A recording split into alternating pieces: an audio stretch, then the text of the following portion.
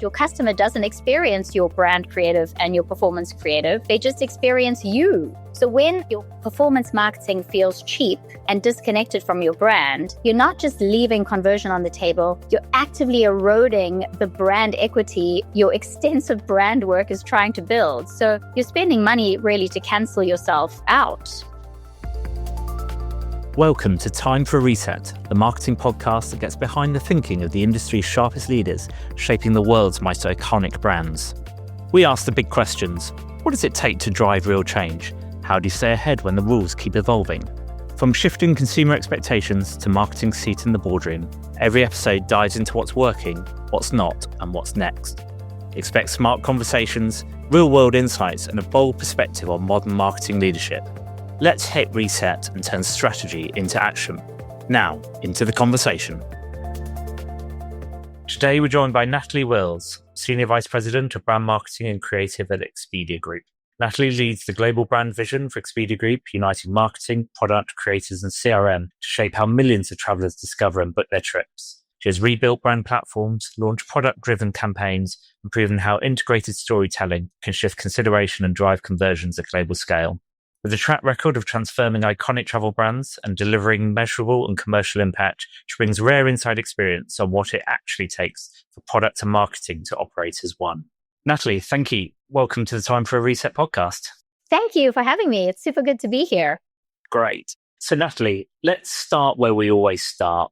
What would you hit reset on in the marketing industry? Well, great question. So thanks for that. I would say in an AI world where products and services are becoming increasingly commoditized, brand and creative is your only truly defendable asset. So if you think about it, we pour so much creative thinking and time and effort into normally 2 or 3 hero assets. And what I would like to see is how do we do the same for all assets across channel with creative agility? So I would say my reset is bring the same passion and rigor to every piece of creative across every channel with creative agility, and stop dividing brand performance, brand creative, and performance creative, for example, because the best work does both. Creativity isn't just a campaign moment. It's your entire growth engine. It's really your superpower. Why do you think the industry still separates that brand creative and performance creative element? I think it's happened actually on purpose because it's been born out of more of an organizational structure. So I think not necessarily a customer reality. So as companies scaled, they built separate teams, brand teams focused on awareness and equity, performance team focused on clicks and conversions, and different KPIs, different agency relationships evolved over time. And then the structural divide became the creative divide.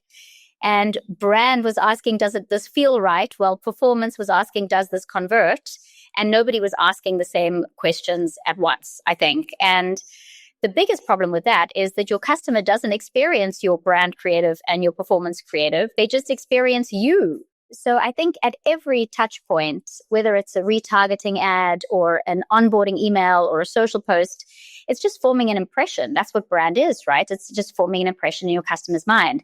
So when I think your performance marketing feels cheap and disconnected from your brand, you're not just leaving conversion on the table, you're actively eroding the brand equity your extensive brand work is trying to build. So you're spending money really to cancel yourself out. So yeah, I think it's such a big issue, and many companies are not really looking at this in the way that I think they should be.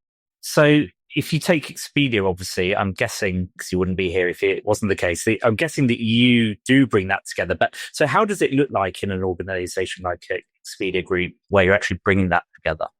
I say that it's no easy road, right? Because obviously all of these organizations, and Expedia is also an incredibly matrix organization, and we want to move fast.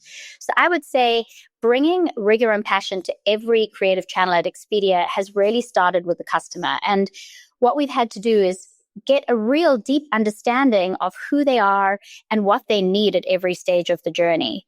So from that foundation, what we've done is we've built very clear brand North Stars. I'm not sure if everyone on the podcast knows, but we have 3 incredible consumer brands, Expedia, Hotels.com, and Vrbo.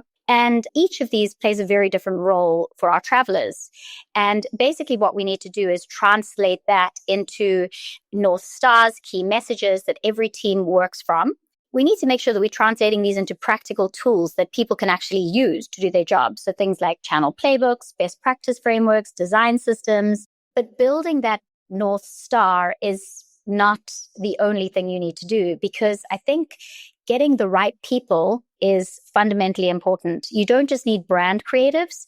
You need specialists that genuinely love building performance marketing creative and understand the craft of what makes an impact in that specific channel or placement. So for us, the goal is never to be the brand police. I think that's never what we want to be. We don't want to be the brand team that's like, you put a pink elephant in the performance marketing. You can't do that. Obviously, we would not want that to happen, but it's about being like more brand enablers. So we need to give our teams the right North Star, the right tools, the right skills, and the conditions for like real agility, where the teams can move fast, they can test and iterate, and they can respond to moments without ever losing the creative thread that makes the work unmistakably Expedia or Hotels.com or Vrbo to our traveler. That's, I think, the key point for us. Okay. And you've rebuilt those brand platforms across the three.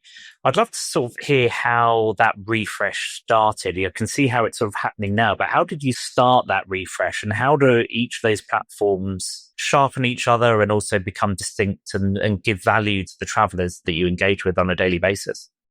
We started, like every marketing team starts, with actually like what our travelers or what our customers actually want. And I think the key thing for us is we have three incredibly iconic brands that offer travelers very distinctive things. So from Hotels.com, that's a pure play hotels platform, to Vrbo offering incredible vacation rentals, to Expedia, which is our one-stop shop of all your travel needs. We really didn't have to make these things up because the products are truly differentiated in themselves. And there's just great stories to tell that we just needed to make sure we were consistent in applying those stories to travelers all around the world. So we really started, as I say, with the traveler insight.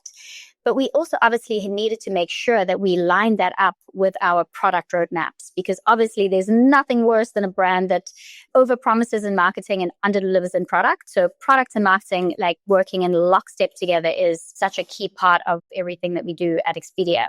I'll first talk about Hotels.com, because actually today we're launching the new Hotels.com brand platform. So hot off the press. Hotels.com has launched a new brand platform today, which is called It's All in the Name. And if you think about what does Hotels.com mean to you, Nick, I hope that hotels comes to mind, because it's that simple. So Definitely basically, the new brand platform is Hotels.com is exactly what it sounds like. And what we've done, and we've cleverly brought in associations from real life, which are not what they sound like, to give a comparison of how important it is for our Hotels.com brand to be incredibly literal.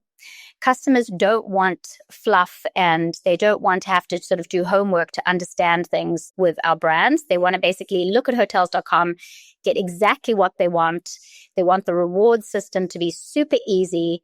And that's the brand platform that we've launched today. So it emphasizes that while so much of life and travel isn't what it seems, Hotels.com is exactly what it sounds like. And I'm so excited for you guys to see the creative, because it's super cheeky. And it's absolutely been like a joy to make. So that's coming soon to a multiple channel universe near you. Then Expedia, which is such an incredible, iconic brand. And one of the key assets that always pops up when I say to people I work at Expedia, they go, Expedia.com, because there's a couple of things that have been around for so long that people remember. So with Expedia, it's about reinforcing our brand fundamentals that travelers know and love so much. So we are the one-stop shop of travel. You can book everything in one place, so you don't have to open multiple tabs on your laptop or open multiple apps. It's all in one place. We have incredible rewards. And so our new brand platform is designed around telling travelers that Expedia is the one place you go to go places. So you just open one app and you have everything at your fingertips, and we help your travel needs. And then finally, Vrbo, which is actually a 30-year-old brand, I'll have you know, which a lot of people don't know, that it's the OG of vacation rentals. And after doing extensive consumer research, we realized that especially in the vacation rental category, What customers want is just very simple. They want consistency, they want reliability, they want support if anything goes wrong, and they want to arrive there and the vacation rental should look what it looks like on the pictures. But it's amazing how many times that doesn't happen. So with Vrbo, we are being bold and crisp in our new identity, and the brand platform is all around if you know you Vrbo, to reinforce to customers that you can really trust us.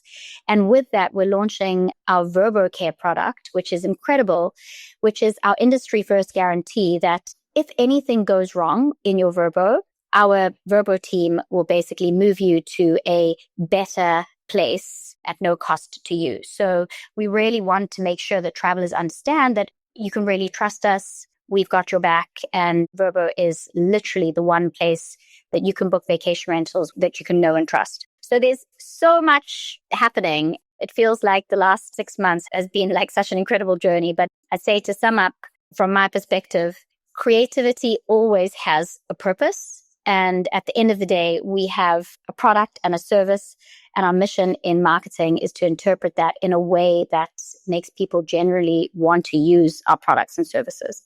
Yeah. Having been in this industry for a long time, you sum that up quite succinctly. I can imagine there's hours and hours of work that have gone into all of that to be able to do it in a couple of minutes. So kudos to you. Fun challenge though. It's felt like really exciting every day, bringing back some of the memorable icons of the brands and making them fit for the future. It's been like an incredible challenge. Awesome. So you talked a little bit about the loyalty programs there. And I think in the modern world, they've become really, really complex. And you've talked a little bit about the rollout of the hotels.com rewards. How are you sort of using that to demonstrate the brand's commitment to travelers and really make their lives easier? So it's actually like such a brilliant question, because I remember vividly sitting in consumer groups, and a consumer on the hotels.com loyalty groups said, these loyalty programs with OTAs, online travel agency, are just homework. And I'm so tired of doing a brand's homework. And that really stuck with me and my team. And we were like, wow, well, we really are onto something. So as I said, hotels.com, we want to be literal. We don't want our customers to have to do homework. We want to be exactly what we sound like. So that's why in the UK, our rewards program is all around stay 10 nights and get £100. So that's super simple. So you know what you're going to get. I'm going to stay 10 nights and I'm going to get £100. And you know what? You can use that £100 on a work stay, a personal stay, on whatever you want, because it's your way, how you want to save and how you want to spend your hotels.com cash. And I love that, because it's just bringing the simplicity back to rewards programs, which have got really, really convoluted and difficult to understand. So it's really got simplicity at its heart. I love that. As somebody who's on an aeroplane a couple of times a month, simplicity is all I desire as a traveler. And obviously a hotels.com customer. 100%. I have no favorite brands, but I am a hotels.com customer. Great. I'm always interested how big organizations operate, and Expedia Group, you've got some huge brands and you're unifying marketing, product, creators, CRM, all of these different elements of marketing. How do you keep alignment in a big organization and make sure that your storytelling, those product experience and those North Stars that you referenced earlier, how do you ensure that they remain front and center across all those teams and all those people, no doubt, in many different countries? I think one of the key things is that most organizations these days are incredibly matrix and scaled, and it's not a one size fits all, right? You have to sort of adjust, I suppose, your style and your different tools to the organization that you exist in. But I think one of the key things for me is I never want to be seen as the brand police, and I want to really be a brand enabler. So I want teams to be given the tools and the frameworks that they need to do their jobs better. So I think we're absolutely ruthless at making sure that we have clear guidelines and playbooks that aren't just one and done, that we're constantly iterating. And when something's best practice, we add to it and make sure that people are updated. And then there's not just a send out a presentation and here are our brand guidelines. we have a lot of incredible tools within the company that help us to release new information. We do a lot of education sessions to make sure people are onboarded. But it's a really exciting job as the brand team or the marketing team to constantly like bring people up to speed with new discoveries you have per brand. So it's more of a verb than a noun, if you know what I mean. So the brand team, you need to be active and selling the sizzle of all the different discoveries that you have, new best practices, keep the conversation going, communicate, give people exciting things to look at and work with. And yeah, I just think the main thing is like allow agility to happen. Don't be stuck in consistency for consistency's sake. Yeah. It's interesting you talk about it as a verb, and that leads me to that development and the growth that creative drives. But how do you balance that creative ambition with commercial accountability? It's a challenge that every brand faces, but particularly when you've got 3 brands. How are you looking at that and thinking about that and making that reality within Expedia Group? I feel that ultimately where we are with creative is creative defines the ingredients that make us who we are. And obviously, like we are here to tell travelers to use our products and services. So creative without commercial accountability is just a waste of time, because obviously like we're not here to just win awards. We are here to really, really differentiate ourselves and drive the business. So I think creativity can be our total superpower, because if we do that job right and we're telling travelers in all the right channels and all the right places why use our products and services, and then obviously on product give them an incredible experience, we're just going to be driving more and more growth for the business. So I don't necessarily see them as separate. They are one and the same. And I think that if more creative people had the business goals in mind, it would help them to deliver way better work, because ultimately it's creative to drive business versus creative to win awards. Wise words. I'm not sure every marketing leader thinks like that, but it is great to hear that you think that way. I often joke that it's almost a legal requirement that I ask you about AI and what it's doing within your business. But how is AI reshaping that creative development? And where do you draw the line between efficiency and originality and using the tools that are available? Yes, I mean, AI is such a incredible hot word at the moment that everybody is using like crazy. But I feel for me, AI is obviously reshaping creative development in genuinely exciting ways. So it's giving teams the ability to move faster, to personalize at scale, to localize at scale, to spend less time on production and more time on ideas. So we want people to spend less time on the busy work and more time on the strategic, big thinking work. And AI is enabling them to do that. So in terms of where we're using AI, we obviously use it to accelerate everything from copy to visuals to asset adaptation, localization. Things that used to take weeks now take like a matter of hours, which is incredible to see. And our teams are like absolutely super enjoying working with AI. But I think that there is a line, and where I draw the line is efficiency without originality is just really going faster towards mediocrity. So AI is exceptional at like scaling ideas, but it can't necessarily originate them. I think it can't develop a genuine point of view. It can't deliver what does travel mean to an actual traveler. It can't feel the cultural tension moments and take a creative leap on a campaign and do really like brave work. That's a human job. So I think if you can think of an analogy, I suppose AI raises the floor and great creative people raise the ceiling. So you need both. Amazing. Faster towards mediocrity will be my call to arms in meetings and things. I mean, if I have to see one more digital ad that looks exactly the same, it doesn't matter if it's fashion or travel. I mean, if that's not mediocrity, I don't know what is. No, I totally agree. And how do you see that sort of evolving over the next 3 to 5 years? How are you thinking about that future with like sort of your teams and also the outputs that you're expecting them to deliver? I mean, you don't have to be far away from any podcast or any person's impression when they say that obviously AI is making creative go through one of the biggest transformations since the shifts in digital. So I think it's a huge shift, but I honestly believe that we're going to come out stronger. So I would say over the next 3 to 5 years, I think the role of creative splits. So two things become more important, not less. So I would say the first is your creative strategy and ideation and the ability to develop a genuine brand point of view, a distinctive brand. As I said in the beginning, that's your most defendable asset. So really, that's going to be the first one. And then secondly is, I suppose, the technology fluency. So an understanding of how to harness AI, data, and personalization tools that express that creative idea in every channel at scale without losing the creative thread or why the customer should care about this piece of creative. That's, I think, how things are going to evolve. And I suppose creatives that thrive are going to be ones that do not mind taking up the AI tools because they see that they can help them with efficiencies, but they still are very much required to come up with the bold thinking and the creative ideas. So I see it in so many people in my team, like they are really getting under the skin of all these AI tools. They're finding them fascinating to work with, but it's allowing them to just do such a much better job. So I think don't be afraid of the tools because the AI tools are there to really make you a much better creative, a much better marketeer. That's a welcome call to arms for using AI without the fear mongering. I love it.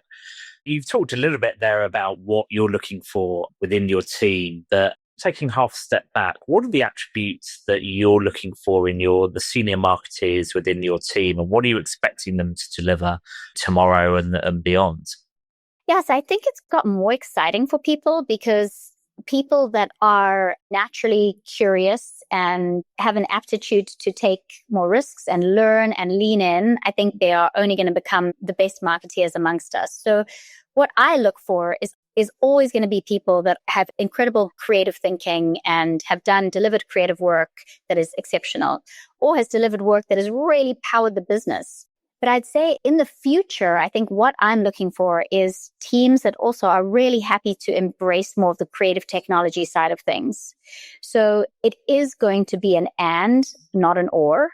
You are going to have the creative skills or the marketing skills and be able to know which AI tools you can use to help you with efficiency. I would say that is where it becomes more of a challenge because also when you're recruiting people today, these people don't necessarily exist with tons and tons of experience. Most of my team are learning AI tools as we go. So I think really the key attributes we look for now is more like curiosity and the will to sort of lean in and learn and discover the unknown and discover how we can increase our efficiency and our creative output using AI tools versus having all the experience in the world, because I don't think that necessarily exists right now.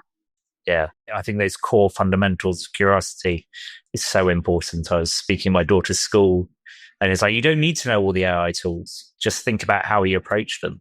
And the best way to learn is on the job and with practice. So I think that's another thing I would say is that it's often difficult to know where to start. But if you just start playing around with things, it's amazing how quickly these tools are very easy to use and you will become a pro in no time. Yeah. And then where we always finish, and I always ask people, where are you working to improve yourself and be a better marketer? I always think it's important that people understand that even when you're at the top of the profession, that there's always things that you're working on. I'd love to hear what you're focused on. I would say, well, I'm obviously not only a marketeer, I'm also a mom, and I have many other jobs in my life that are super rewarding, and I wouldn't change it for the world. But I think as probably you get more senior, every aspect of your life becomes more demanding and you feel like you're juggling a million balls. And I think there's sort of an unspoken pressure, especially for women in senior roles, where we need to be performing at 100% of every aspect of our life simultaneously. And Michelle Obama says it perfectly. You can have it all, just not all at once. And I love that quote so much because as a single mom who's got a big job and I'm trying to stay fit and healthy, trying to get enough sleep, trying to spend time with my friends, all of these things are often pulling in different directions. So I would say the thing that I'm working on is consistency versus intensity of every day. And you don't have to be winning in every aspect of your life every day because that's just honestly not being honest with how people actually need to live their lives. So I'm working on consistency, being more patient with myself and taking a little bit more time to enjoy the times that I have off and to focus on other aspects of my life where I don't have to be at high performance all the time. I love that. In a world where work is all around us all the time because of the connectivity. I think that's really important. Natalie, it's been amazing to speak to you. Thank you so much for your time. Looking forward to seeing all of the launches that you have coming out and that you talked about today. Thanks so much for having me. Thanks for listening to Time for a Reset. If you got something out of today's episode, share it with a colleague or drop us a review. For more sharp thinking and practical tools to help you lead modern marketing, follow us wherever you get your podcasts. Until next time, hit the reset button and get change over the line.